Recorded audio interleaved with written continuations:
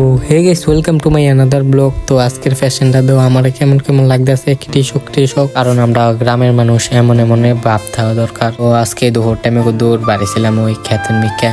আর যাওয়ার পথে দেও আমরা ওই ব্রিটিশের কামড়া দশে দিয়ে এদিকে দূর ঘোরাঘুরি করতেছি যাওয়ার পথেই।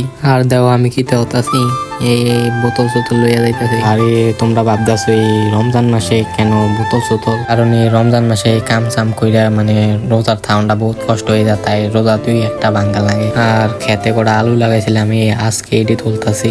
আর এই আলু দুই দেও না, বেশিরভাগই আলু ফোরকা বসে, কারণ এই রমজান মাসে হাওয়া করে না তো তাই। তারপরে আলুটারও তোলার পরে দূর চাইতেছি এই টমাটো গাছটি ফাঁকছে লাগে এই কয়েকটা দেখতেছি। দেওয়ার পথে দিয়ে একটা ওই ফ্যাক্কে রয়েছে, এটা লইয়া মানে বুঝছো না। আর এদিকে শহরের ভিতরে দেও না দুনিয়ার খেত, ওই দেও আরো এদিকে দেখাইছে না। আর আমি এটা লাল সেদ্ধ ধরতেছি।